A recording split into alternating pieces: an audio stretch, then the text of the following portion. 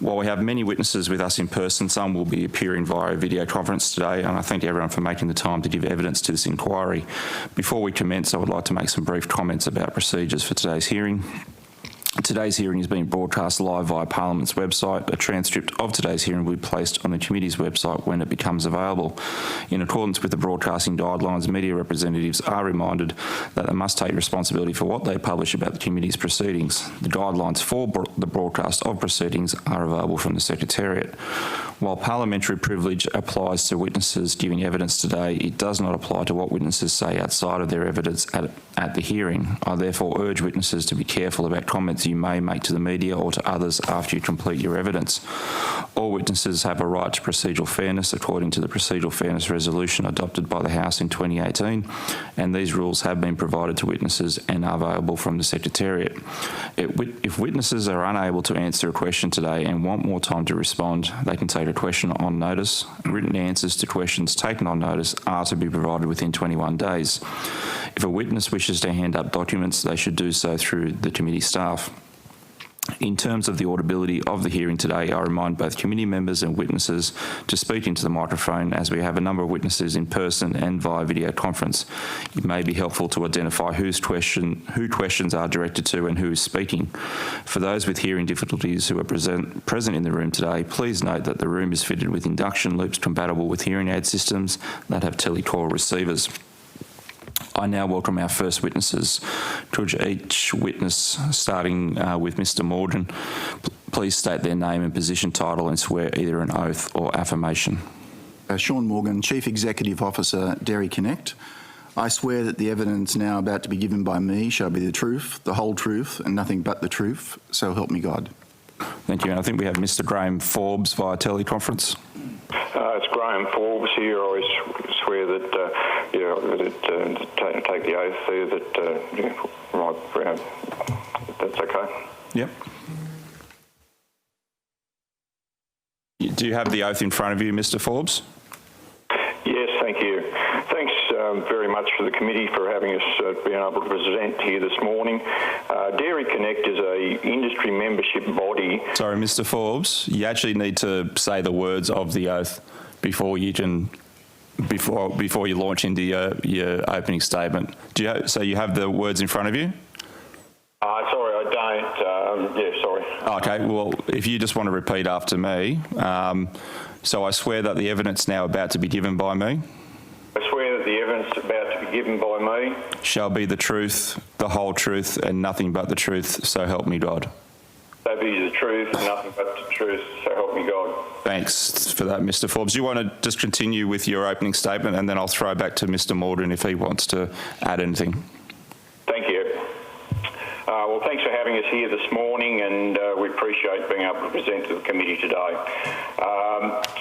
Dairy Connect is an industry membership body representing the value chain of the Australian dairy industry within New South Wales. We comprise, for example, dairy farmers, processors, vendors and other industry stakeholders.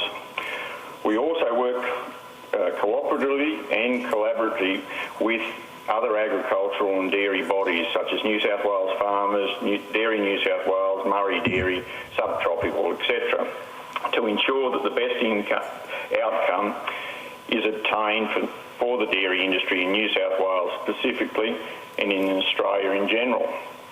Dairy Connect's been involved in major industry discussions since our inception, and in recent items we have assisted with Dairy Symposium in 2016 that was convened in Melbourne with Barnaby Joyce and David Gillespie. The collapse of Murray Goulburn and their clawback, followed by the similar clawback by Fonterra, caused severe loss of trust between farmers and their processors. The mandatory code it may start the process of trust being restored, but it will take time and cultural change. The mandatory code was first raised by us, Dairy Connect, in August 2016. We've been instrumental with other bodies in its formation and development, and the ACCC Consultative Committee. Currently, the ACCC has a perishable foods inquiry. Should that code be extended to other commodities and also supermarkets, we would say that could be beneficial in doing so. $1 a litre milk was first raised by Dairy Connect, the 10-cent a litre levy, in August 2016, when we commenced discussions with Woolworths. This levy is vital to the sustainability of the industry, and is important that that levy continues. Woolworths did it first and the others followed. Dairy Connect's been advocating for truth in labelling with plant-based drinks. The ongoing debate, read truth in labelling. The government has a duty to ensure truth in labelling. We are concerned at the amount of time this is taking, given that the Europeans are well down the track of legislation in that path. Since deregulation, the number of farms has been diminishing in New South Wales, and now we're well under 600 farms, and we're still losing farms every month. The drought in the last 3 years has had major consequences to the dairy industry, as well as the bushfires last year in the south and the north of the state had a major impact on the dairy industry.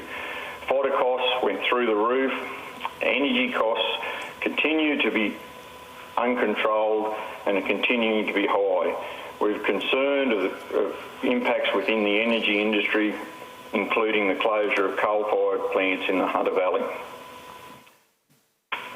Dairy Connect is currently involved with the restructure of the dairy industry and is actively involved with advocacy groups to streamline advocacy into a more effective structure for the fresh milk states of New South Wales and Queensland.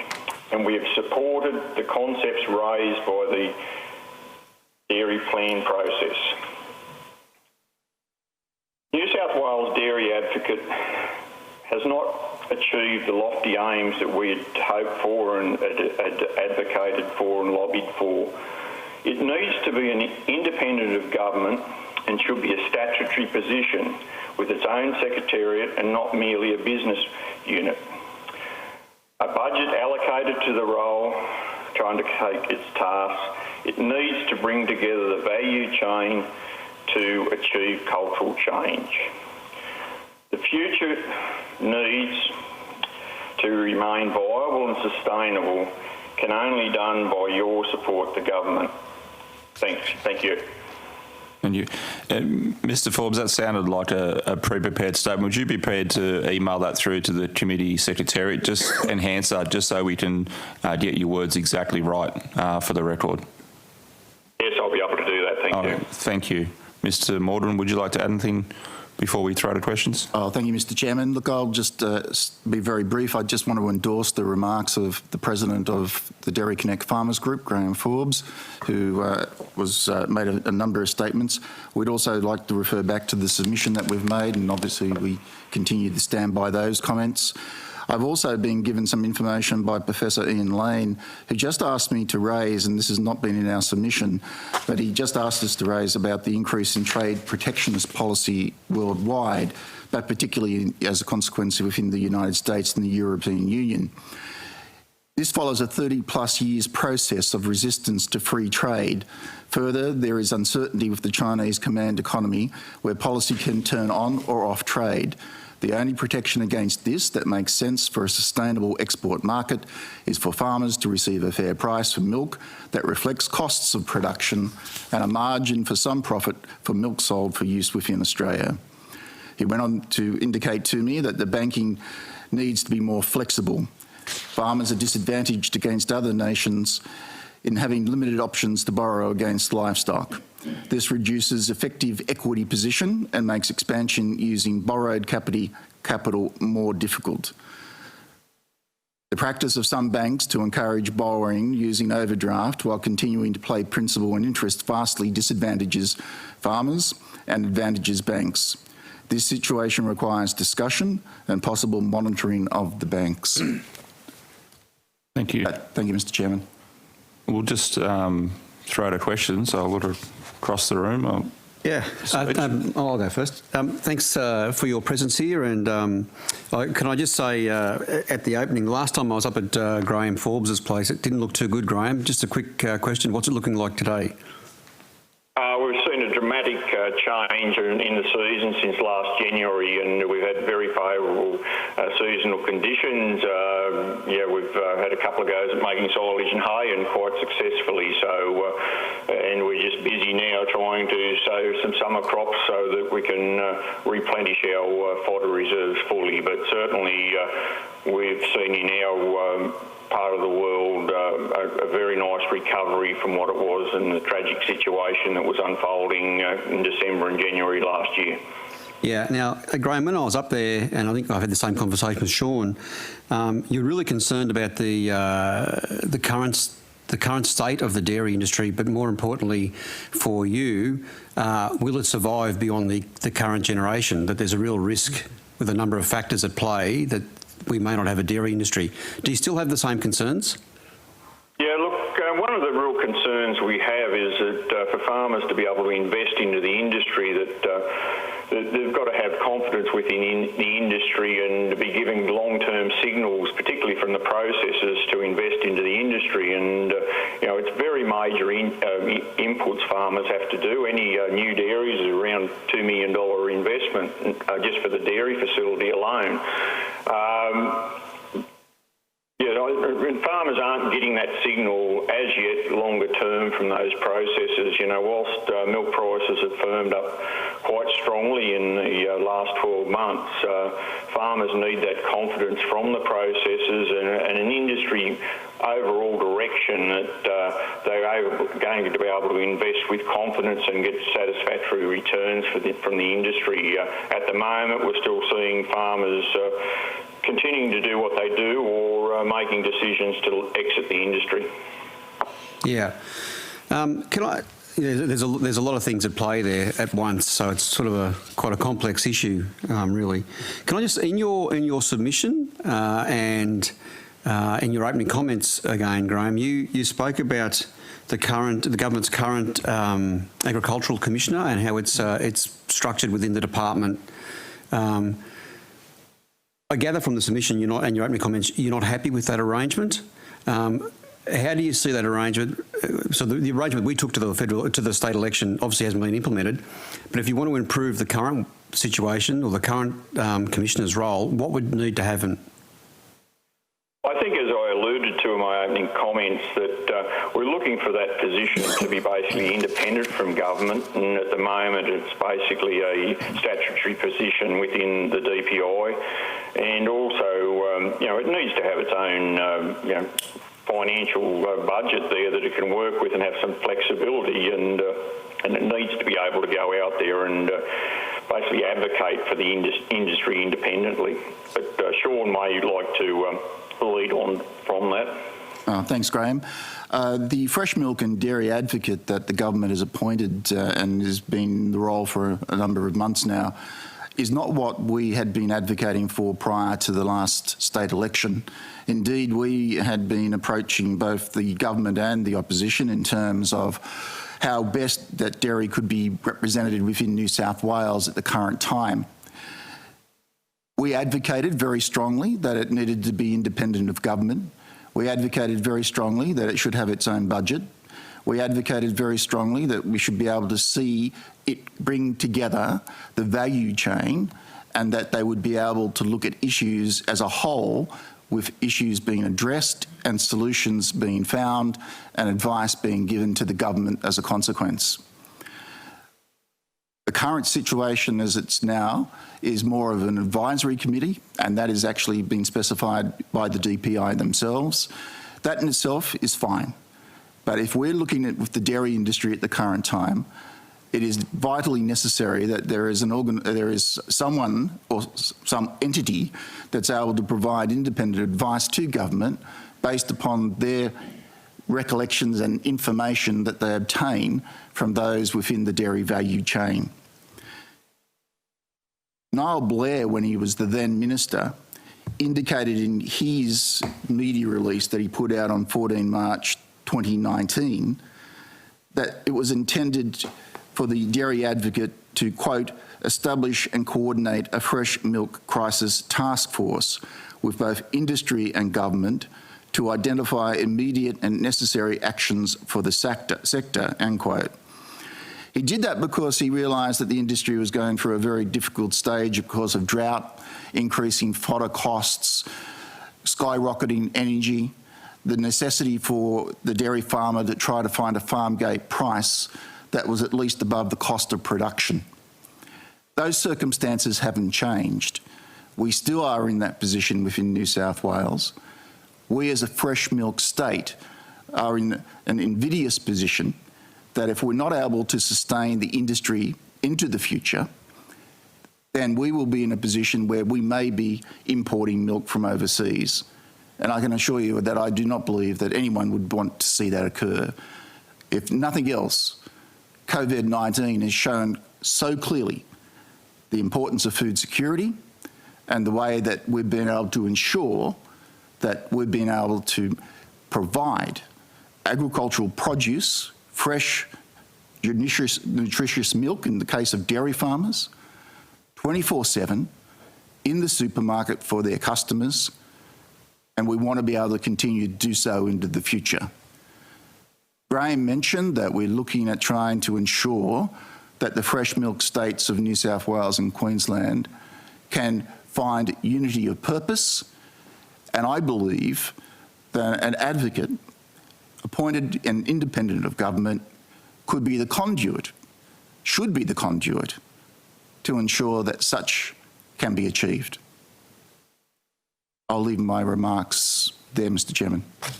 I've just got one more question, then thanks, Mr. Chair. Mr. Morgan, in your opening comments, you finished with talking about the issue around banks and finance for the sector. Can you just talk a bit more about what is the current situation with regards to dairy farmers obtaining finance and the relationship with the banks? We would like to explore that a bit more. I will take that on notice, Mr. Veitch, only because the information was provided to me by Professor Lane, and he was unfortunately not able to attend today. But it is vitally important from his discussion with me that farmers have the opportunity to engage the banks in a frank and robust manner.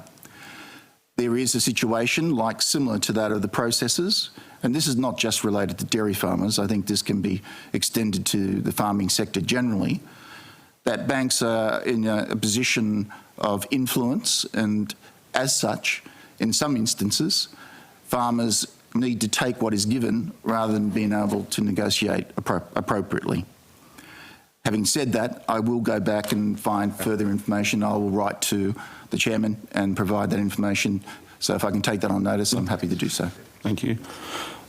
Just a few questions from me, Mr. Morgan. In just going on your submission, you obviously talked about the number of inquiries and submissions to those inquiries you've put, and you make a comment that, some recommendations have been adopted by the government, but others you feel have just been paid lip service. If this committee was to, press the issue in terms of ones that have been not taken on genuinely, what would they be? Which ones do you think have been paid lip service to? Well, obviously I've discussed the Fresh Milk and Dairy Advocate. That is one that I believe should have been strongly supported. Other areas would relate to research, development and extension. It's important that bodies such as the University of Sydney and others are provided with money that allows them to go out and ensure that the latest innovation is provided to them. There is a concern that there is a reduction in the amount of money being made available for such research. And from a dairy perspective, it's vitally important, given the animal welfare issues, that we're able to give the best information and advanced information and technology that is possible. And that can only be done with government support, and that government support, as well as through our RDC, Dairy Australia, need to be able to be given sufficient funds to be able to do so. That would be another area where I feel that it's not been able to be properly addressed. The last committee handed down a report, I believe, had 10 recommendations and 4 findings. I'm happy, Mr Chairman, to go through those 10 recommendations and respond back to the committee, going through each of them and giving our view about how they've been either ignored, implemented, or, as you indicated, merely paid lip service.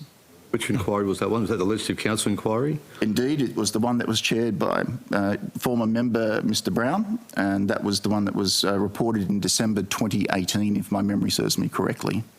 I can just, sorry, Chair. Yeah. Just, it's on your line there.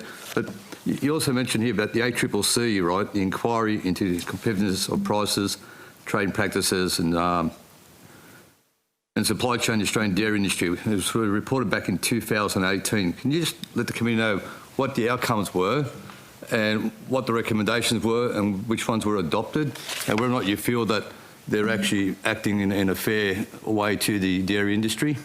Which which report were we referring to? The ACCC inquiry into the competitiveness of prices, trading practices. So it was reported back in 2018. You can take it on notice if you don't have it here. That one is actually, what resulted from that inquiry has been a very beneficial part to the Australian dairy industry.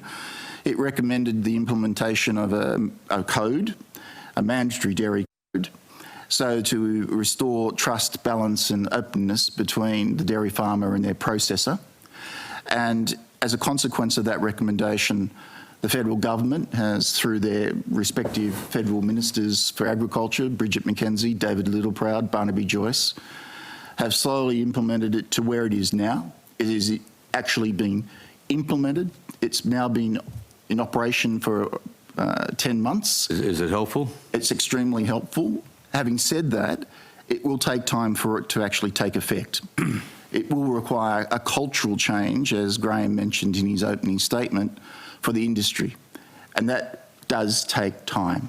It can't be seen to be any different to what it might have been last year at the current time, but it is intended to try to improve the relationship, such as acting in good faith, plain English contracts, milk supply agreement, ensuring that the relationship between the dairy farmer and their processor is one of fairness and one that remains equal.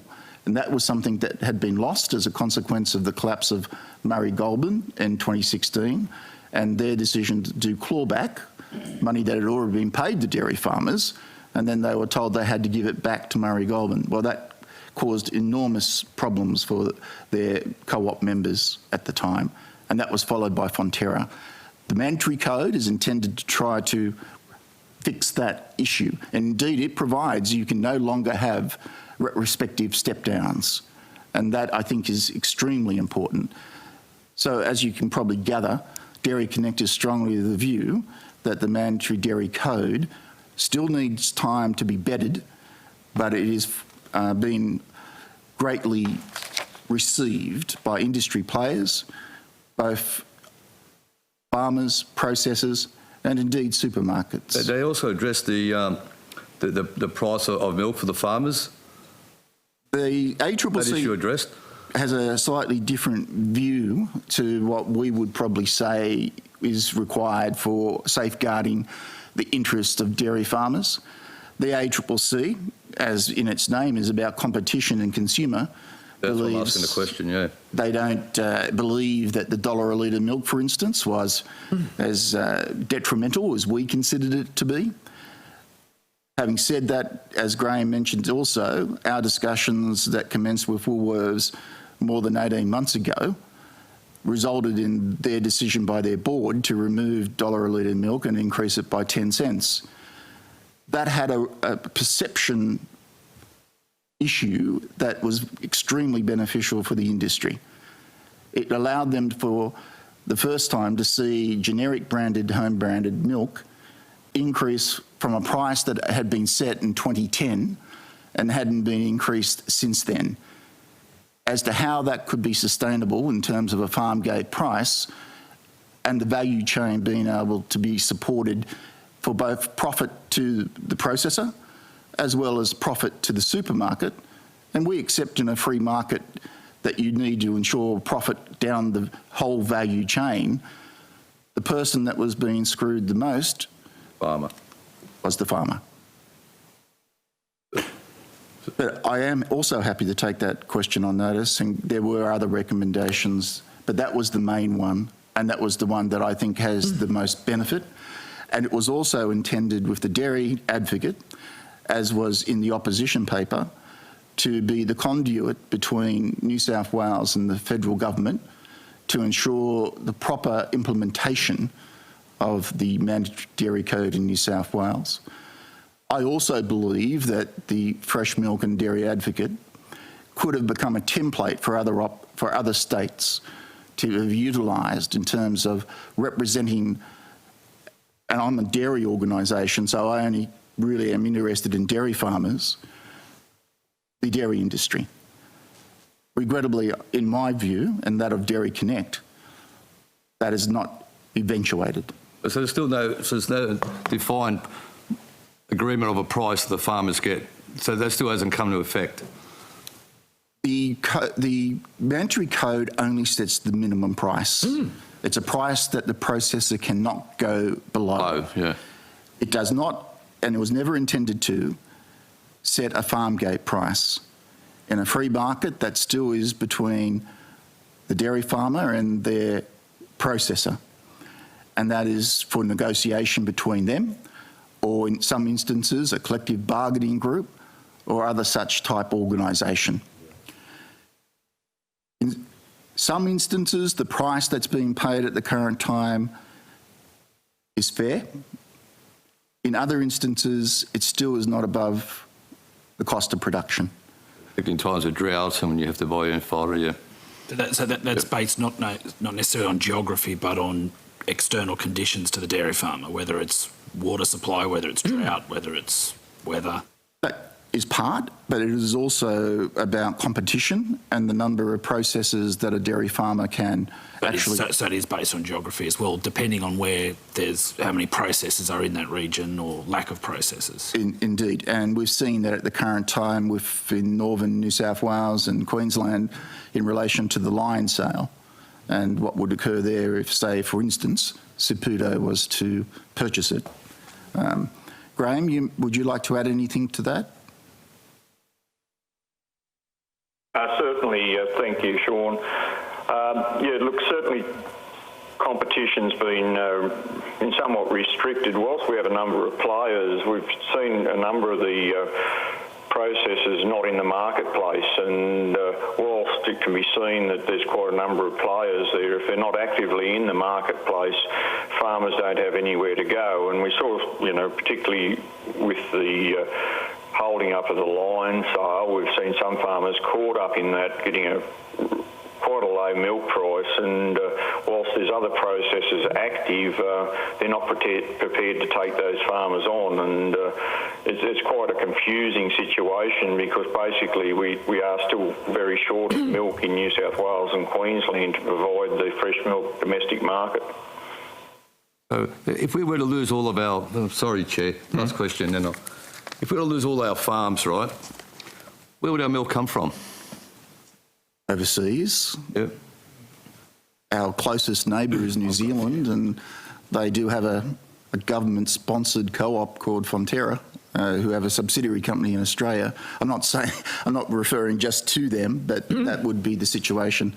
And I am aware that you have Dairy New South Wales appearing before you later today, and in their submission, they provide excellent statistics in terms of the number of farms in New South Wales from where it was to where it is now, as well as in terms of milk production, all of which is continuing to decrease.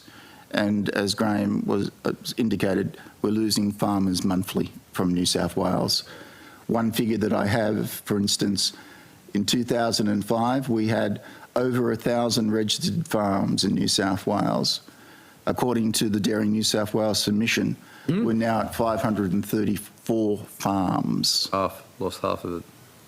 With a resulting consequence that flows through in relation, as New South Wales is a fresh milk state, to the availability of fresh, nutritious milk to the customer at the supermarket. Local economies, towns, everything. It impacts greatly, particularly in terms of trades, being able to contractors, it flows through. And a lot of these farms are no longer being sold as an ongoing dairy farm. They're actually going to other enterprises, such as beef. And that has, again, a flow-on effect. Something the drought has unfortunately occurred for our industry is that many of the dairy farmers have had to sell their breeding stock, for instance, at prices that I would say was fair. But when they now need to go back and purchase breeding stock, the price is going to be astronomical, and the banks need to be reminded of the need for them to support the agricultural sector and provide sufficient funds to enable farmers to be able to go out and buy breeding stock.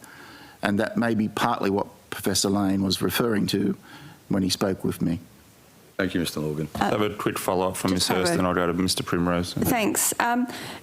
Just in regards to the 534 farms left, have you found that there's been a growth in large-scale intensive farms rather than the small? Is it the smaller operators that are being pushed out?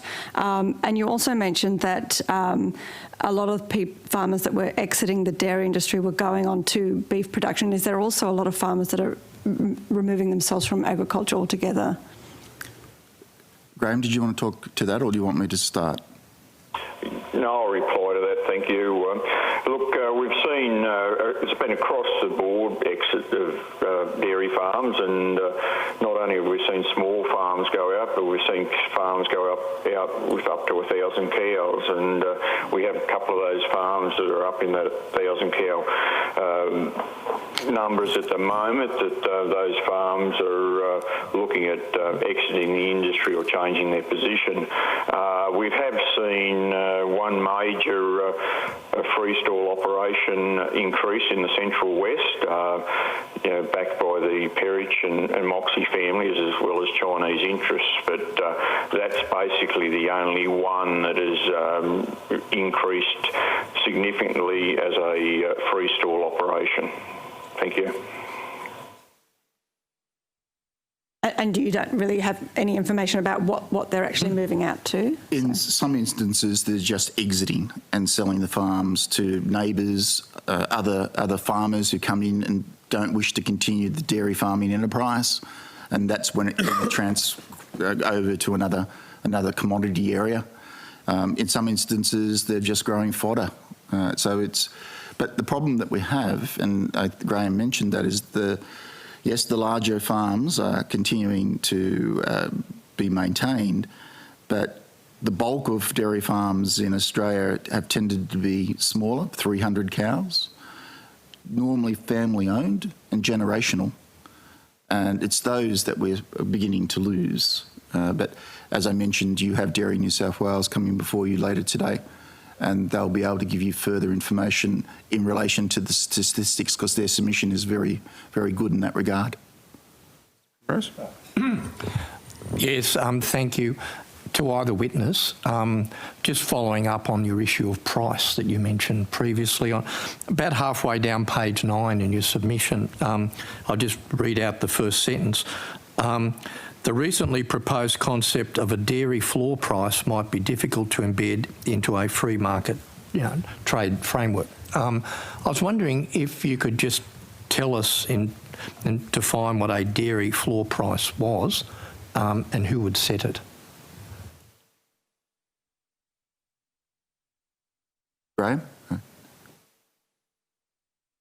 As you may be aware, there was discussion before the last federal election about the concept of a dairy floor price. The then opposition federal minister for Shadow Minister for Agriculture, Joel Fitzgibbon, had indicated that he would move for it to be referred to the ACCC for further inquiry and report back. Regrettably, that didn't occur. Dairy Connect is of the view that there should be an opportunity to examine such opportunities as a dairy floor price. We acknowledge that re-regulation of the industry is unlikely to ever occur again, but the Dairy Mandatory Code is, in a small way, a form of regulation to ensure appropriate transparency and the restoration of trust. In some ways, the dairy floor price could do likewise. It could provide an amount that would be slightly above the cost of production and ensure that the dairy farmer was able to survive and continue to provide for his family and ensure the continuity of their dairy farming enterprise. So from our point of view, we are open to the concept, as we would be with anything that would be in some manner able to enhance and ensure the sustainability of the dairy industry in New South Wales and indeed Australia, as per the dairy floor price as suggested by the federal opposition and current federal opposition. One follow-up. Is there an example of where that exists in other jurisdictions? I'm not aware, but I'll take that on notice and come back to you. Thank you. Graham might be aware of it, I'm not sure.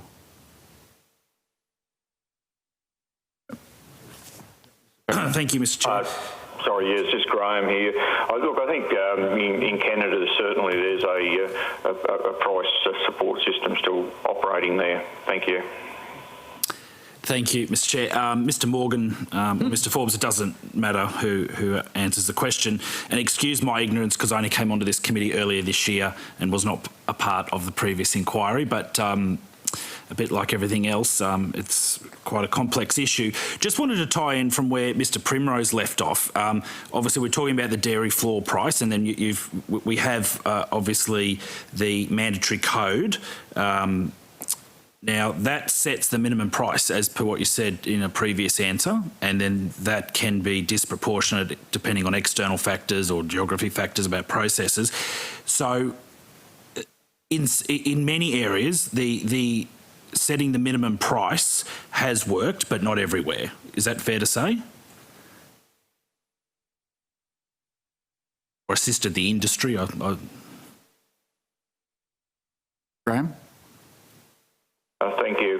Yeah, look, I think that covers it fairly well. In some cases, the minimum price has been very effective, especially in the shorter-term contracts of, the one-year contracts. But there's still some discussion within the industry of longer-term contracts and the minimum pricing that's put there, and not probably giving farmers enough confidence in that minimum price, whereas the ones on the shorter term arrangements basically reflect the announced price that the processor is going to pay during that year.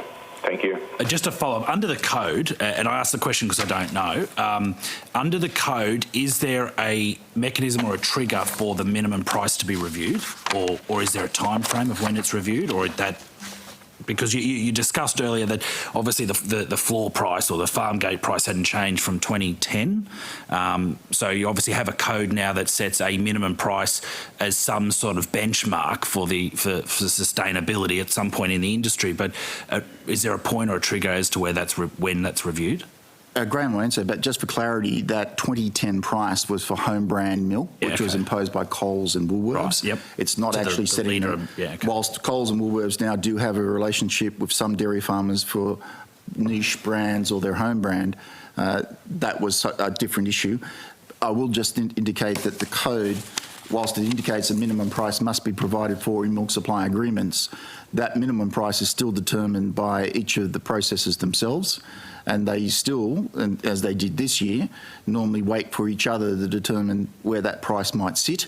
And then if someone comes in higher, as occurred this year, that price by another processor will increase in terms of the minimum price. Is this why there are some producers that are disadvantaged because geographically there's a processor that has gone in on a lower benchmark minimum price to other processors? There's a large number of reasons as to why, but that is one of them, and right. Graham may expand upon that a little bit. Yeah, thanks, Shaughn. Look, it's a very complex issue in regard to the the pricing and how it's arranged. And look, I think we could probably get back to the committee if we were required, but there's a lot of issues and it's extremely complex, and the industry basically still working through that process, seeing that supply agreements are only in their first 6 months of having a mandatory code. Thank you. That's fair. If I can, Mr Chair, So one of the terms of reference and identified in your submission is obviously the role of government in addressing key economic challenges in the industry. I'm not a dairy expert. I'm the first to say that. But to me, when I walk into a supermarket, I try and buy, traditionally dairy farmers because it's dearer, but I know if I'm buying a dairy farmer's litre of milk or whatever, that that is my contribution to the industry to try and support the retail price, and hopefully that flows backwards. So to me, some of the key economic challenges are the biggest challenges for the industry, because Australian agriculture and the dairy industry being a part of Australian agriculture and in New South Wales, they do know how to refine their industry. They do know how to do the right thing by their industry. So I actually look at the economics of this as the biggest challenge. Obviously, a lot of this is associated in and around jurisdiction that we don't in New South Wales have much or can't really effectively do much about, and from what I'm learning in this inquiry is that it's New South Wales government's stance in our dialogue with the federal government and where the industry goes moving forward, and we've spoken about the code. But to your previous answer, from your industry's point of view, I take it that you're looking for a fresh milk dairy advocate. That was correct? That was independent of government. These are things that you are looking as your organisation out of state government that we actually have some jurisdiction over that can do something about it. So it was a fresh milk dairy advocate, and you spoke about research. Was that correct? Well, there's more to that in terms of the advocate, and I just refer you to our submission at page 10, where we highlight some of the areas that we believe the position of an advocate should actually have, and it extends to, say, name and shame if someone is not following proper process. There are opportunities that the state government can do in terms of even a persuasive manner. As you would be aware, the ministerial councils are a great opportunity for the ministers when they come together to be able to talk about issues of common interest and purpose, and it is that at that time that New South Wales ministers, particularly those with responsibility within regional and rural New South Wales, are able to ensure that they put forward mechanisms that can safeguard the interests, in the case of Dairy Connect, dairy farmers. So the advocate, as you mentioned, one component part, the advocate could have a large number of component parts, including, for instance, reporting back to the Parliament once a year as the state of the dairy industry in New South Wales as a fresh milk state. It could have the opportunity to bring together the industry players and the value chain, including supermarkets, to be able to find a common purpose and issues that need to be addressed collectively and collaboratively, and then communicate as the conduit to government through either the Parliamentary Secretary for Agriculture or through to the Minister or through the relevant minister as determined from time to time. Yep. So just following on, just due to time, so yes, we're in your submission and you've spoken a lot about it today, and it's a very fair quote that New South Wales is the fresh milk focus industry in New South Wales. How is that compared to other states, like I suppose in particular Victoria and Queensland, and should New South Wales be looking to diversify the dairy industry? Because I understand obviously in Victoria it's a lot more powder, and they do a lot more exports, I think, around powdered milk. So just from Dairy Connect's point of view. Graham? Our industry, due to the contraction of the industry, many years ago was quite a major supplier of processed commodities, being powdered milk and butter, but due to the since deregulation particularly, our industry's contracted back to specifically a fresh milk industry, with the exception of some farms along the Murray River and in the Bega Valley. So basically all the other milk is going into fresh dairy products and fresh milk. So, it's been dramatic, the reduction. Queensland was producing 180% more milk year 2000 at deregulation than what it produces now. So around half of the amount of milk in Queensland now is being imported out of New South Wales and Victoria. So there's huge transport costs and ongoing rationalisation going on in the industry. And unfortunately, we've seen processors every time milk's we think it's short. What happens is they bring more milk in from other sources and shut down those processing facilities. So basically, whilst we did have those processing facilities, those processors have shut them down over the last 20 years. Thank you. Yeah. Just a final question. Mr. Morgan might be easier to, or either, it doesn't matter. I understand your advocacy for the fresh milk dairy advocate, got that. Understand you spoke about research earlier, and I think you said you believe there was a reduction in research, which I don't know if there has or hasn't been. But other than that, in this, what else do you, from your organisation's point of view, what else do you think is reasonably achievable for the New South Wales government to be able to do to assist the New South Wales dairy industry and the sustainability of that industry when it is so heavily focused around federal jurisdiction? Prior to deregulation, the Milk Marketing Board provided campaigns that could be run in terms of ensuring the visibility of dairy farm produce to the customer in the supermarket. It was, I understood, to be moved forward from as a commitment for the last state election by the former minister, that there would be running some sort of milk marketing campaign. We stand by that. We think that indeed that's in our submission. We believe whether it be a fair milk logo campaign, as they have done in Queensland, for instance, or whether they do a more broader marketing campaign, I think it's important that something like that can be achieved. I'm also aware that the Minister for Education in New South Wales has successfully found funding for school milk, for instance, in a limited capacity. Dairy Connect has been advocating for quite some time that it should be restored across all the school system on health reasons and the nutritional value that dairy milk is able to provide. And we have come out publicly in relation to that. There is also the opportunity for the state government to look into milk testing, calibration and sampling. That is an important component part of how a farm gate price can be increased. At the moment, there appears to be no national standards. It's self-regulated, and that causes difficulties in terms of where fat and protein is an important component part about working out the farm gate price. If there's no consistency of approach, then different tankers or processors approach it in a different manner. There was a consistent approach and government oversight prior to deregulation through I believe, the Milk Marketing Board or the New South Wales Food Authority. But having said that, it could easily be done again. And I believe that it could be encouraged by the current minister with his federal colleague for a national standard to be set that is not just applicable in New South Wales, but we could go it alone and set the standard as, say, the corporations law. We put it out there and the others can adopt it. I believe that's another instance where the government is able to provide support. And there are other commitments which the government has done and is continuing to do in relation to drought support, which has been greatly received by not just the dairy industry, but agriculture generally. And we, of course, acknowledge that.